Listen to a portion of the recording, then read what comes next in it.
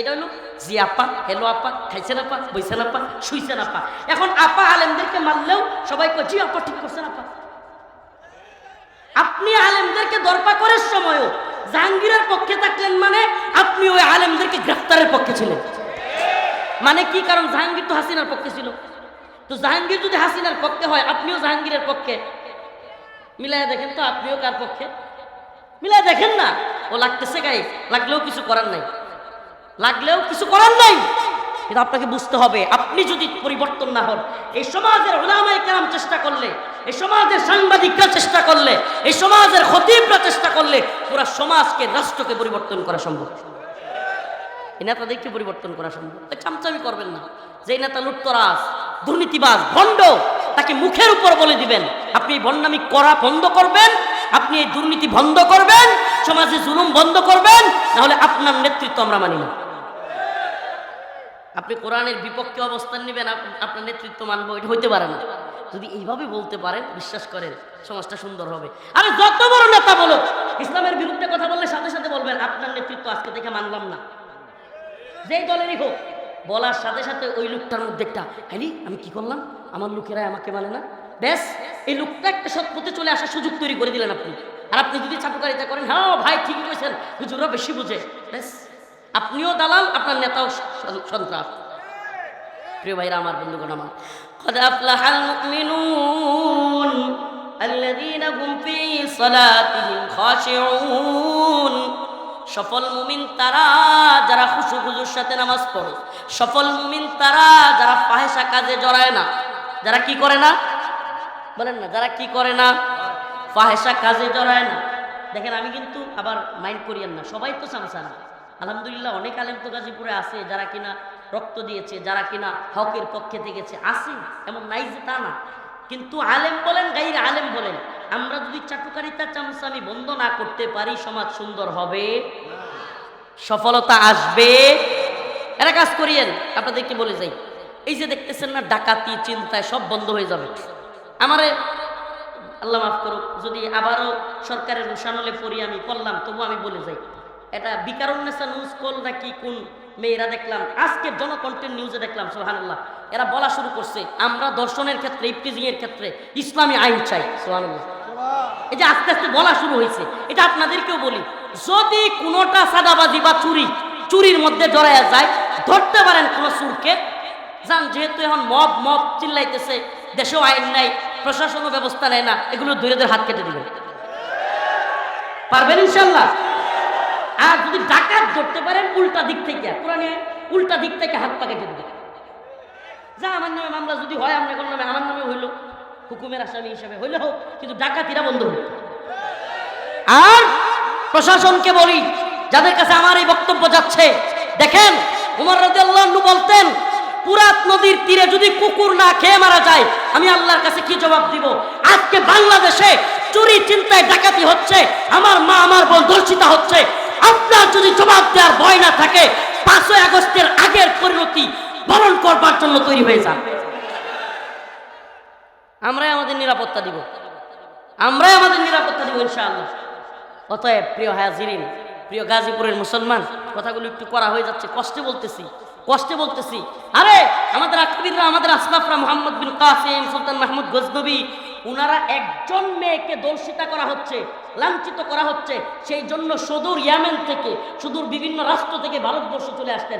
আমাদের শাহজালাল মুজাররাদে আমিনী একটা বাচ্চাকে কষ্ট দেওয়ার কারণে সিলেটে চলে আসতেন, অথচ আমাদের শত শত বাচ্চাকে ওরা মেরে ফেলতেছে, আমাদের শত শত মা বোনকে নির্যাতন করতেছে, এমনকি অহরহ ধর্ষণের ঘটনা ঘটতেছে। তা আমাদের এখনো জাগ্রত হওয়ার সময় মনে হয় নাই, আমাদের এখনো গায়ে লাগে না। সমাজ কিভাবে সুন্দর হবে, রাষ্ট্র কিভাবে সুন্দর হবে? শুনেন, পুরো পৃথিবীটা একটা গ্লোবালাইজড, এখন একটা গ্রামের মতো। আপনি যদি আন্তর্জাতিক চক্রান্ত না বুঝেন, রাষ্ট্রের পরিস্থিতি আপনি কোনোভাবেই বুঝতে পারবেন না। আপনাকে আন্তর্জাতিক চক্রান্ত বুঝতে হবে। আমেরিকার চক্রান্ত কি, বাংলাদেশ নিয়ে আমেরিকার প্ল্যান কি, ভারতের প্ল্যান কি, এটা যদি আপনি বুঝতে না পারেন, আপনি এই ডাকাতি কেন হচ্ছে, চুরি কেন হচ্ছে, এই দল কেন, ওই দল কি বলতেছে, ওই নেতার বক্তব্য হঠাৎ করে এরকম কেন, এগুলো আপনি বুঝতে পারবেন না। আপনাকে জাতীয় আন্তর্জাতিক বিষয় বুঝতে হবে। জাতীয় আন্তর্জাতিক পরিস্থিতি কি, কোন গভর্নমেন্ট বাংলাদেশে আনতে চাচ্ছে তারা, এই বিষয়গুলো যদি আপনি অনুধাবন করতে পারেন এবং কোরআনের পক্ষে, আলেমদের পক্ষে থাকবার চেষ্টা করেন, ইনশাআল্লাহ আমাদের স্বকীয়তা, আমাদের স্বাধীনতা আমরাই অর্জন করতে পারবো। আমাদের কারো দিকে তাকিয়ে থাকতে হবে না, আমরা ভারতের গোলামি করতে হবে না, আমেরিকার গোলামি করতে হবে না। এদেশের অনেক দলকে দেখা আছে, অনেক নেতাকে, অনেক প্রশাসনের বড় কর্মকর্তাকে দেখা আছে, এরা কেউ আমেরিকার গোলাম, কোনোটা ভারতের গোলাম, কোনোটা চীন, কোনোটা রাশিয়ার গোলাম, কোনো না কোনোভাবে এরা গোলামিতে আবদ্ধ।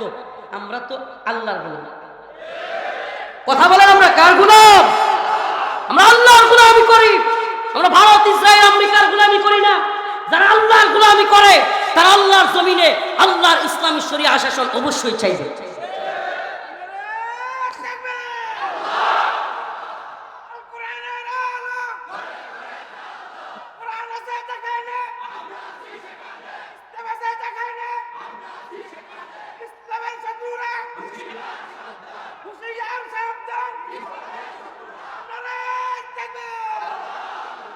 আমাদের বক্তব্য একেবারে এই যে পয়েন্টে ক্লিয়ার থাকা চাই যে আপনি কোরআনের পক্ষে আছেন, হ্যাঁ আমি আপনার পক্ষে আছি। আমি মুসলমান না বলেন না, আমি মুসলমান তো, হ্যাঁ আমরা মুসলমান তো, তো আমি কোরআনের পক্ষে আছেন, আপনার পক্ষে আছি, কিন্তু সাবধান, আমার কোরআনের বিরুদ্ধে কথা বলবেন, আমি আপনার সাথে থাকবো না। এইটা যদি আপনি বুঝাইতে পারেন না, এই দেশে কোনো নেতা কোরআনের বিরুদ্ধে বক্তব্য দেওয়া সাহস করবে না। এদেশে কোনো নেতা, আপনি যদি বলেন যে ভাই আপনি রসুলের বিরুদ্ধে বক্তব্য দিলে এই বিষয়ে আমি আপনার সাথে থাকবো না, ব্যাস, কেউ রসুলের বিরুদ্ধে বক্তব্য দেওয়ার দুঃসাহস করবে না। রসুলের বিরুদ্ধে যেই বক্তব্য দিবে, আল্লাহর বিরুদ্ধে যেই বক্তব্য দিবে, কোরআনের বিরুদ্ধে যেই বক্তব্য দিবে, আমি তার বিরুদ্ধে দাঁড়িয়ে যাব। গদবাদা বাস্তব অনেক শুনলেন, আজকে একটু ব্যতিক্রম কথা কিছু বললাম। গদবাদা আলোচনা, সুর দিয়া, জজবা কিংবা এর জন্য অনেক তো বলা হয়েছে, কিন্তু আজকে একটু ব্যতিক্রম কথা বললাম। এই সামনে রমাদান আসতেছে, শেষ আখেরি কথা বলে যাই, রমাদান আসতেছে, রোজাগুলো রাখবেন তো ইনশাআল্লাহ? বলেন, রোজাগুলো রাখবেন তো ইনশাআল্লাহ? শোনেন প্রিয় গাজীপুরবাসী, একটা কথা বলি।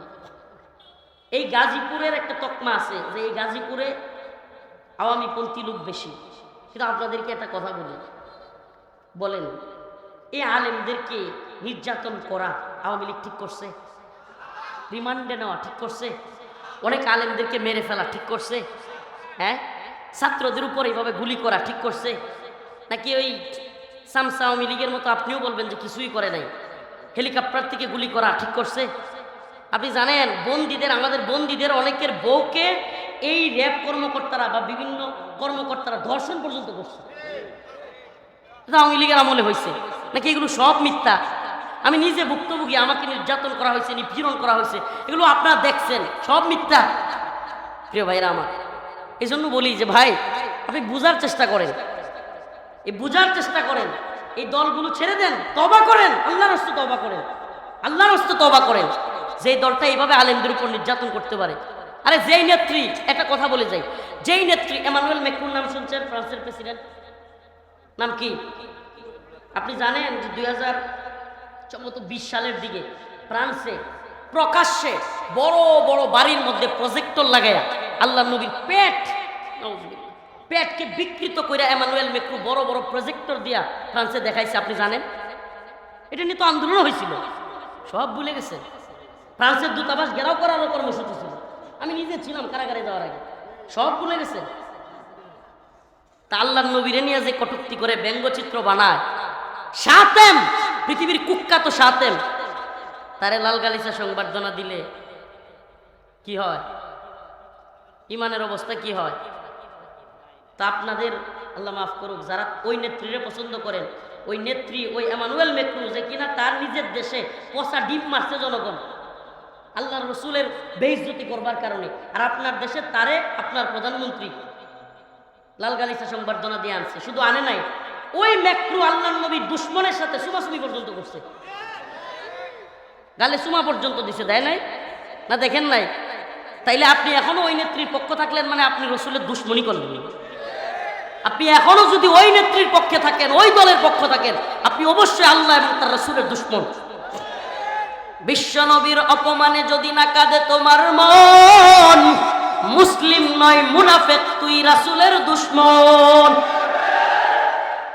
এর সাথে ক্লিয়ার আর কি হইতে পারে?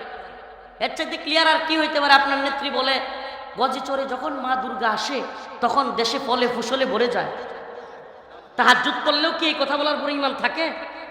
হ্যাঁ, বলে না আপনার নেত্রী? না আপনি শুনেন না? এখনো ইউটিউবে আছে, দেখে নিয়েন। গজে চড়ে যখন মা দুর্গা আসে তখন কি হয়? ফলে ফসলে ভরে যায়, এই বিশ্বাস রাখলে ইসলামের মধ্যে থাকে? তবুও আপনি ওই নেত্রীর ওই নেতার পিছনে ছুটেন। এই জন্য বলি ভাই, এই দল আর ওই দল না, বুঝবার চেষ্টা করেন। যদি কেউ কোরআনের বিরুদ্ধে বক্তব্য দেয়, ইসলামের বিরুদ্ধে বক্তব্য দেয়, সে কেউ হোক, আমার ভাই হোক, আমার বাবা হোক, আমি তার বিরুদ্ধে যাব। যেদিন আমরা অমন ইমানদার হইতে পারবো, ওই রকম ইমানওয়ালা হইতে পারবো, সেই দিন বাংলাদেশে কোরআনের শাসন প্রতিষ্ঠিত হবে। যেদিন আমরা এইভাবে বয়কট করতে পারবো যে ইসলামের বিরুদ্ধে গেলে আমি তোমার মানবো না। সুবহানাল্লাহ, রাজি আছেন ইনশাআল্লাহ? কিছু অগুচালু, কিছু বিচ্ছিন্ন কথা বললাম, কষ্টে বললাম, ব্যাপক খারাপ লাগতেছে কয়েকদিন যাবত। হাই রে, রাস্তাঘাটে যেই পরিমাণে মারামারি, রাস্তাঘাটে ডাকাতি, চিন্তায় রাহাজানি, হঠাৎ করে ধর্ষণ হয়ে যাচ্ছে। আয় হায়, কি জবাব দেবো আমরা আল্লাহর কাছে? এই জন্য এই কথাগুলো বিচ্ছিন্নভাবে বললাম, কষ্টে। আপনারা একত্রিত হন। আপনাদেরকে বলি, যদি সচেতনতা থাকে, আপনারা একত্রিত হন যে আর কোনো তন্ত্রমন্ত্রের জন্য আমরা ডাক দিব ইনশাআল্লাহ। ইসলামের জন্য ডাক দিব, দিন শরিয়ার জন্য ডাক দিব। সকল দল মত ভেদাভেদ বাদ দিয়ে কোরআনী শাসনের জন্য এই বাংলাদেশে ইনশাআল্লাহ আমরা তৈরি আছি তো ইনশাআল্লাহ? রাজি আছি তো ইনশাআল্লাহ? প্রিয় ভাইরা আমার, বন্ধুগণ আমার, আখের আপনাদের প্রতি ইয়া থাকবে, আসেন আমরা নামাজি হই, আমরা রোজাগুলো রাখি, সমাজের মধ্যে অন্যকে দাওয়াত দিই, প্রচার করি একে অপরের প্রতি যে ভাই আসেন নামাজটা পড়েন। বিশ্বাস করেন, আল্লাহ পাক বলছে, উতলুমা উহিয়া ইলাইকা মিনাল কিতাব আকিমিস সালাহ। যে ব্যক্তি নামাজ পড়ে, আল্লাহ পাক তাকে খারাপ কাজ থেকে, তানহা আনিল ফাহশাই ওয়াল মুনকার, খারাপ কাজ থেকে, অসৎ কাজ থেকে আল্লাহই বিরত রাখে। কে বিরত রাখে? সুবহানাল্লাহ। তা আমরা সবাই নামাজ পড়বো তো ইনশাআল্লাহ? নামাজ পড়বো তো? আল্লাহ রাসূল বলেছেন, যে ব্যক্তি মান তারাকা সালাতান ওয়াহিদান মুতাআম্মিদান ফাকাদ কাফারা, যে ব্যক্তি ইচ্ছাকৃত নামাজ পরিত্যাগ করলো সে কুফরি করলো। নাউজুবিল্লাহ। তো ইচ্ছাকৃত নামাজ আমরা ছাড়বো। সামনে রমাদান আসতেছে, রমাদানের রোজা আসলে গ্যাস্ট্রিক হবে। হ্যাঁ, কিছু লোক আছে রমজানের রোজা আসলেই গ্যাস্ট্রিক হয়ে যায়। গ্যাস্ট্রিক হবে? বলেন গ্যাস্ট্রিক হবে? মা বোন পর্দা ঠিক মতো না করলেও চায়ের স্টল, পুরি সিঙ্গারার দোকান পর্দা করে, এই ধরনের হারাম ব্যবসা রমজানে বেরোজগারীদেরকে খাওয়ানোর ব্যবসা করবেন কেউ? আল্লাহ আমাদেরকে মাফ করে, বলেন আমিন। আল্লাহ পাক আমাদেরকে রমাদানের রোজাগুলো রাখবার তৌফিক দান করুন। আল্লাহ ওয়াল্লাযীনা হুম লিয-যাকাতি ফাঈলুন, যারা যাকাত আদায় করে তারা সফল। আল্লাহ পাক এখানে কোনো জায়গায় কিন্তু বলেন নাই যে যারা নেতাদের সামসামি করে তারা সফল। হ্যাঁ, যারা জাহাঙ্গীর আলমের সামসামি করে তারা সফল। ওই হুজুর সফল যে জাহাঙ্গীর আলমরে ঠিকঠাক সামসামি করে টাকা পয়সা নিতে পারছে। এটা আল্লাহ বলছে? হ্যাঁ, এরা এখন দেখবেন যে জাহাঙ্গীর আলমরে বাদ দিয়া অন্য আলমরে ধরবে, এক আকমও গেছে আরেক আকমরে ধরবে, সামসামি করবে। আর এদের জায়গাটাই সামসামি করে।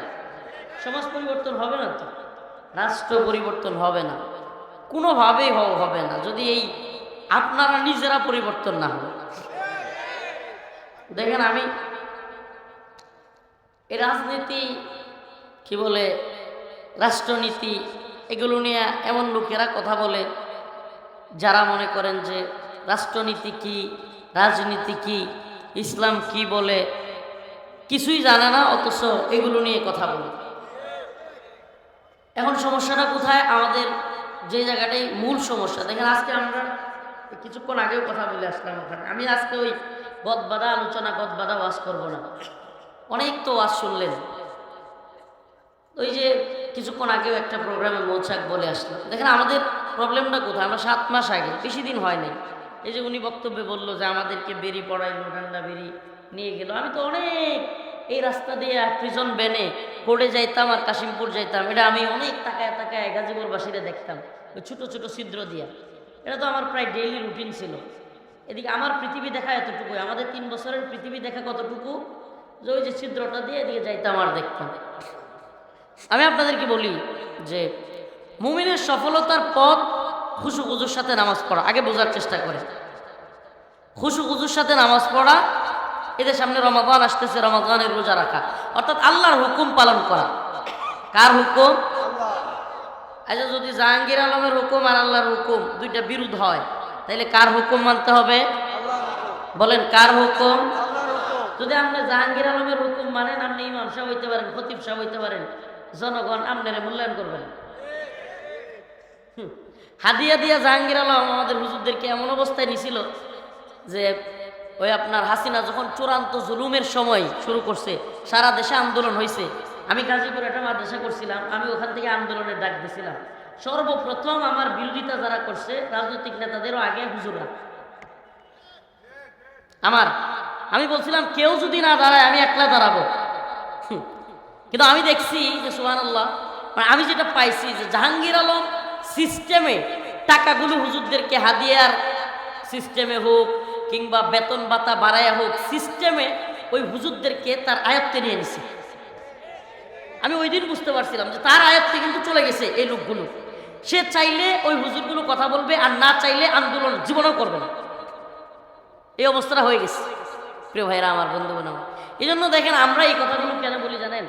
রাষ্ট্রের কথা কিংবা এই জনগণের কথা, এই উম্মার কথা কারা বলবে? বলেন না, 7 মাস আগে এত নির্যাতনের শিকার হইলাম, এত এত ছাত্র জনতা জীবন দিল, এত এত বাচ্চারা জীবন দিল, স্কুলের মাদ্রাসার ছেলেপেলেরা জীবন দিল। আজকে 7 মাস যেতে পারে নাই, আজকে রাস্তাঘাট কোনো জায়গায় কোনো নিরাপত্তা নেই। কি সমস্যা? আজকে রাস্তাঘাটে নিরাপত্তা নাই, এগুলো বলবে কে? আজকে রাস্তাঘাটে আমি আমার নিরাপত্তা নিয়ে চিন্তিত। কেউ বলতেছে দ্রুত নির্বাচন দেন, নির্বাচন দিলেই মনে হয় আমরা সব ঠিক করে ফেলবো, জান্নাত কামাই ফেলবো, জান্নাতের মধ্যে ঢুকাই দিব। এক একজনের এক এক বক্তব্য। কেউ বলতেছে আমরা সংস্কার, শুনেন, কেউ বলতেছে আমরা সংস্কার করে উড়াই ফেলবো, একেবারে সব সংস্কার করে ফেলবো। আমরা তো সব গোড়ার ডিম দেখতেছি, এই জাতি তো দেখতেছে অনেক দিন যাব। প্রিয় ভাইরা আমার, কথাগুলো কষ্টে বলতেছি, শুনেন।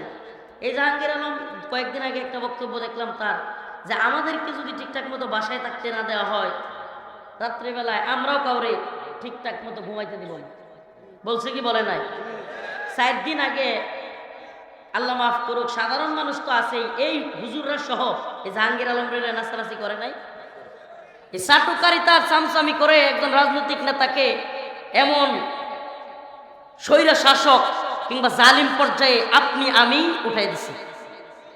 দেখেন, আপনার এই কথা বললেও আমি বলবো, আপনার ভালো লাগলেও বলবো, না লাগলেও বলবো। আমি এমন মানুষ, কেউ আইসা ঠেলাইলেও বলবো, কেউ আইসা বারণ করলেও বলবো, কেউ ঠিক বললেও বলবো, না ঠিক বললেও বলবো। শোনেন, আমি গাজীপুরে নিজে বক্তব্য, আমার মাদ্রাসা বন্ধ করে দেওয়া হয়েছে।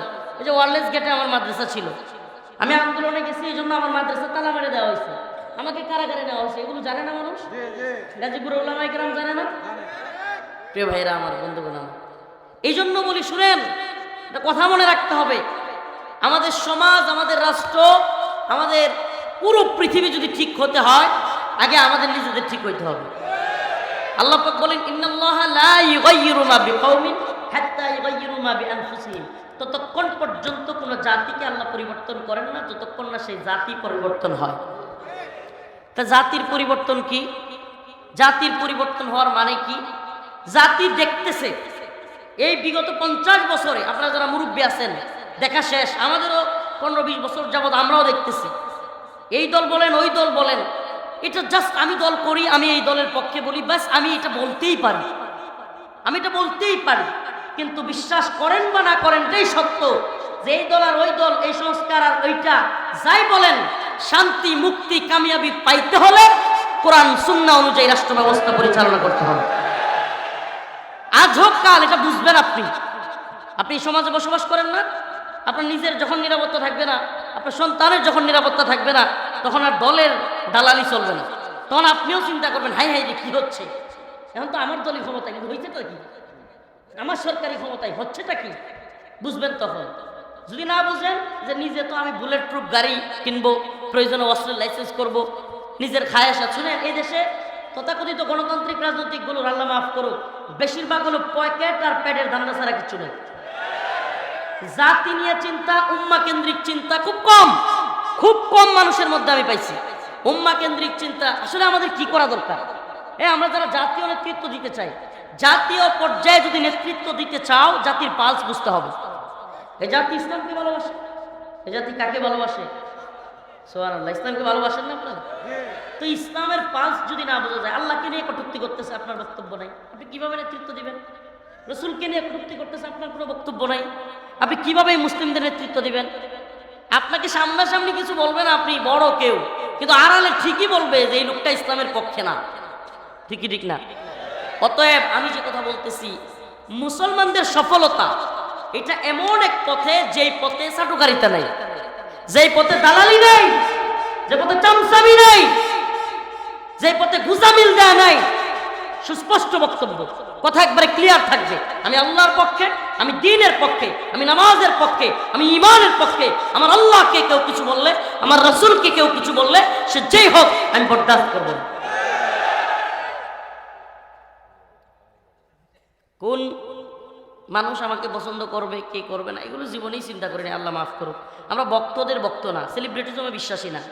এই যে এই কি বলে, আমার সেলিব্রিটিজম ঠিক থাকবে কি থাকবে না, অমুক দল আমারে পছন্দ করবে কি করবে না, জনগণ আমার কথাটাকে কিভাবে নেবে। শুনেন, আগে তো হলো আমি সঠিক বলতেছি কিনা। আল্লামা হোসেন কাসিমি রাহিমাহুল্লাহ একটা কথা বলতেন যে আপনি যদি সঠিক বলে থাকেন এবং মানুষ ভুল বুঝে, তাইলে সেই ক্ষেত্রে আপনার করণীয় হলো আপনি ইস্তেকামত থাকবেন এবং আল্লাহর কাছে দোয়া করবেন, আল্লাহ আমি তো সঠিক বলছি, আল্লাহ তুমি মানুষকে বোঝার তৌফিক দাও।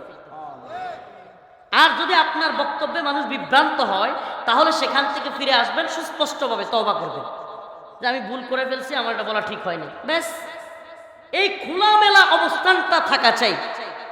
আমি বলি, আপনাদের গাজীপুরের বক্তব্যের কারণ দেখায় আমাকে গ্রেফতার করানো হয়েছে। গাজীপুরের গাছা একটা জায়গায় বলছিলাম যে ইসলামের বিরুদ্ধে গেলে আমি আল্লাহকে মানি না, সরি আল্লাহর বিরুদ্ধে গেলে আমি কোনো নেতা নেত্রী এমপি মন্ত্রী প্রধানমন্ত্রী মানি না, ইসলামের বিরুদ্ধে গেলে, আল্লাহর বিরুদ্ধে গেলে, কোরআনের বিরুদ্ধে গেলে রাষ্ট্রপতিকে মানি। এই কথা বলছি, এই কথা বলার কারণে বলছে গ্রেফতার করছে। বাস্তবে এই কথা বলার কারণে গ্রেফতার করে নাই, গ্রেফতার করছে কেন, মোদী বিরোধী আন্দোলনে শরীক হয়েছে। এটা জাতিকে একটা আইওয়াশ দেখাইছে, আইওয়াশ জাতিকে বুঝাইছে। প্রিয় ভাইরা আমার, বন্ধুগণ আমার কথাগুলো একটু মনোযোগ দিয়ে শুনবেন। এই জাতি যদি সফলতা চায়, 7 মাস হয় নাই, এতগুলো ছাত্র জীবন দিল, এতগুলো হাফেজ, এতগুলো আলেম জীবন দিল, এখনো গাজীপুরে কেন মারামারি হয়, এখনো গাজীপুরে কেন আমাদের ভাই শহীদ হয়ে যায়? কাহিনী কি? কাহিনীটা কি? কাহিনী একটাই, আমি, আপনি, আমরা এখনো পর্যন্ত আল্লাহর জন্য, দ্বীনের জন্য, কোরআনের জন্য, জাতির জন্য কিছু করতে পারিনি। আমরা যদি এই চিন্তা থেকে, ব্যক্তিগত চিন্তা, দেখেন আল্লাহ পাক আপনাকে আলেম বানিয়েছে, আল্লাহ পাক আপনাকে একটা নেতৃত্বের স্থানে বসাইছে, ব্যক্তিগত খায়াসাতের জন্য না, ব্যক্তিগত চিন্তা করবার জন্য না। ব্যক্তিগত চিন্তা করবার জন্য কারো আলেম হওয়ার দরকার নেই, ব্যক্তিগত পকেটে দান্দা করবার জন্য কারো বড় নেতা হওয়ার দরকার নেই। ওয়ালা তুসআলুন্না ইয়াওমা ইদিন আনিন নাঈম, আল্লাহ বলেন প্রত্যেক নেতৃত্বস্থানীয় ব্যক্তিকে আমি জিজ্ঞাসা করব, নিয়ামত প্রাপ্তকে জিজ্ঞাসা করব। কি জিজ্ঞাসা করবে আল্লাহ? আপনি কি আপনার অধীনস্থদের সাথে সঠিক ব্যবহার করলেন কিনা? আপনি কি আপনার অধীনস্থদের সাথে ইনসাফ করলেন কিনা? আপনি কি আপনার অধীনস্থদেরকে কোরআনী শিক্ষা দিলেন কিনা? আপনি কি আপনার অধীনস্থদেরকে খাদ্য, পানীয়, বস্ত্র এগুলোর ব্যবস্থা করলেন কিনা? প্রত্যেকটা ব্যাপার। আজকে 7 মাস আগে যারা আমরা এইসব কথাবার্তা বলেছি, আজকে কি জবাব দিব? ওমর রাদিয়াল্লাহু আনহু বলতেন, সুদূর ফুরাত নদীর তীরে একটা কুকুরও যদি না খায় মারা যায়, আমি ওমর আল্লাহর কাছে কি জবাব দিব? তো 7 মাস এত জাতির রক্ত, গাম, শ্রম, আন্দোলন সব দিয়া আমরা রিমান্ডের, নির্যাতন, জেল, জুলুম, মামলা, হামলা সব স্বীকার করে হাসিনার পতন ঘটে, আরেকটা সরকার গঠন করলো, আসলো। 7 মাস যেতে পারে না, আমার বোন কেন দূষিত হচ্ছে? আমার মা কেন দূষিত হচ্ছে? গাজীপুরের রাস্তাঘাটে কেন বের হওয়া যায় না? কেন বের হওয়া যায় না? আপনি যে আপনার বেতন নিচ্ছেন, আপনি প্রশাসনে চাকরি করতেছেন, আপনার দায়িত্ব তো ছিল আপনি এই রাষ্ট্রের জনগণের নিরাপত্তা দেয়া। প্রিয় ভাইরা আমার, বন্ধুগণ আমার, আজকে এই যে নিরাপত্তা ব্যর্থতা, এই যত কিছু দেখছেন, বুঝেন বা না বুঝেন, সামনে ঠিকই বুঝবেন যে হুজুররা কি বলতো। সুবহানাল্লাহি ওয়া বিহামদিহি। সকল রাজনৈতিক নেতা বলেন কিংবা সাধারণ মানুষ, সবাইকে বলি, ভাই কোরআনের কথা ভালো নাও লাগতে পারে, কিন্তু কিছু করার নাই। আজকে হোক কালকে হোক বুঝবেন, এই দল ওই দল বদলা বদলি হইতেই থাকবে, শান্তি, মুক্তি, কামিয়াবি আসবে না কোরআনের পথে যতদিন আমরা ফিরে না যাব। এই পথ কোনটা? রাষ্ট্র ব্যবস্থায় কোরআন সুন্নাহ আমাদের লাগবেই। রাজি আছেন ইনশাআল্লাহ? হুয়াল্লাযী আরসালা রাসূলাহু বিল হুদা ওয়া দীনিল হক লিইয়ুযহিরাহু আলাদ দীনি কুল্লি। আল্লাহ বলতেছেন যে এই দিনকে আমি সমস্ত দিনের উপর বিজয়ী করবার জন্য পাঠাইছি। সুবহানাল্লাহ। এই দিনকে আমি সকল দিনের উপর কি করার জন্য পাঠাইছি? বিজয়ী করবার জন্য পাঠাইছি। ও প্রিয় আলেম সমাজ, জাহাঙ্গীর বাবার দরবারে গিয়া গুড়গুড় করবার জন্য আপনাকে পাঠাই নাই। আপনি কষ্ট নিতে পারেন, এখন নতুন করে আরেক জাহাঙ্গীর বাবা বানাবেন না, বানায়েন না। শুনেন, বর্তমান সমাজের কালচার এত বাজে হয়েছে, আলেমরা পর্যন্ত, সাধারণ মানুষ পর্যন্ত বিচারের জন্য নেশাকুর মদখুরের কাছে যায়। সমাজের দরবার করে এক বাটপার, মদখুর, জিনাকুর, পায়ের উপরে পা তুলে এমনি দরবার করতেছে, খায় নেশা করে, মদ খায়, নেশা করে, গাঁজা খায়, সুদ খায়, ঘুষ খায়, সবাই জানে। তারপরে সবাই মিলে দরবারে বসছে, ও পায়ের উপর পা তুইলা আলেমদের সামনে বসে দরবার করতেছে। হঠাৎ করে ওমা, এক মেয়েকে তালাক দিয়ে ফেলছে ছেলে, এটা নিয়ে দরবার। হঠাৎ করে ফয়সালা হয়েছে যে ঠিক আছে, এটা তো সারাসারি হয়েই গেছে, শেষ। এমন সময় একটা বাচ্চা কান্না করতে শুরু করছে, ছোট বাচ্চা। নেতা বলতেছে, আরে ছোট বাচ্চারা কান্দে দিছে, এখন কেমনে এটা শেষ দেশ করি, আচ্ছা মিলাই দেন। আরে এটা তো 3 বার বলে ফেলছে, ইসলামে তো শেষ, কিন্তু ওই জাহেল তো জানেই না এটা যে শেষ, আর জোড়া লাগানো যাবে না। ওই জাহেল কি বলতেছে, আরে ছোট বাচ্চারা কান্না করতেছে, এই সম্পর্কটাকে শেষ করা যায়, মিলাই দিচ্ছে। আরে উচিত তো ছিল ওই জায়গায় একজন সচেতন মুফতি আলেম থাকবে, কিন্তু হচ্ছে দেখি ওই মুফতি, ওই আলেম, ওই বক্তা সব জাহাঙ্গীর বাবার দরবারে। তো তারে মানবে কে? আপনাকে তখন মানবে যখন আপনি গায়রতওয়ালা হবেন, ইজ্জতওয়ালা হবেন, সম্মানওয়ালা হবেন। আরে এই নেতা তো আমার পিছনে ঘুরবে, এই সমস্ত দুনিয়াবি চিন্তাধারা, কোটি কোটি টাকাওয়ালা আমার পিছনে আসবে, আমি নেতার পিছনে যাব না। তখন এই সমাজের মধ্যে আলেমদের ইজ্জত তৈরি হবে, সম্মান তৈরি হবে। উলামায়ে কেরামের কাছে মানুষ আসবে, আল্লাহ রসুলের কাছে, সাহাবায়ে কেরামের কাছে। মসজিদে নববীতে সাধারণ মানুষ যাইতো না, উলামায়ে কেরামের কাছে, সাহাবায়ে কেরামের কাছে আল্লাহ নবী মসজিদের মধ্যে বসে দরবার করতেন, মসজিদের মধ্যে বসে জিহাদের কথা বলতেন, সামাজিক যত ধরনের সমস্যা সব সমাধান করতেন মসজিদে। এই মসজিদ থেকে এখন এগুলো আওয়ামী লীগ অফিসে কিংবা বিভিন্ন অফিসে কেমনে গেছে?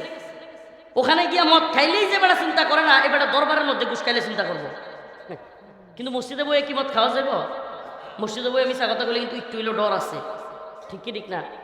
কথা কারো ভালো লাগুক বা না লাগুক, বুঝার চেষ্টা করেন আমাদের সমাজের এই অবক্ষয়গুলো, সামাজিক এই লাঞ্ছনাগুলো কোত্থেকে আসছে এই জন্য যে আমরা সমাজের রন্ধ্রে রন্ধ্রে চাটুকারিতার সামসামি দিয়ে ভরপুর হয়ে গেছি, রন্ধ্রে। ওই যে এলাকার ওয়ার্ডের মধ্যে এক নেতা হঠাৎ করে আসতেছে, 5-7 জন বৈশা চা খাচ্ছে দোকানের মধ্যে। হঠাৎ করে নেতা আসছে, এই ভাই আসছে, ভাই, এই ভাইয়ের বিছানা এই চারটা একটু করে দে, এই ভাইকে একটু চা দে, এই ভাই আসছে ভাই। কিন্তু এই ভাই যে সুদখোর, এই ভাই যে মদখোর, এই ভাই যে দুর্নীতিবাজ, মানুষের জমি দখল করে নিয়ে যায়, এটা সবাই জানে। কিন্তু ভাইকে কি করতেছে, এই ভাই আসছে। তখন ওই ভাই তো গদগদ হয়ে আছে, একটা বৈশা চার উপরে তুলে খাবে। তা তোমাদের কি অবস্থা? তো এই যে আপনি এই সামসামিটা করলেন, ওয়ার্ড থেকে শুরু, এরপরে ইউনিয়ন ওয়ার্ডের যেগুলো আছে সামসা, এগুলো ইউনিয়নের নেতাদের চামচামি করে, ইউনিয়নের নেতারা থানার নেতারে চামচামি করে, থানার নেতারা জেলার নেতারে চামচামি করে, জেলার নেতারা বিভাগের নেতাদেরকে চামচামি করে। এই যে চামচামি শুরু, এরপরে সর্বশেষ যে আপা থাকে, আপা মানে হাসিনা আপা বা যে আপা থাকে, এই আপা বড় যেটা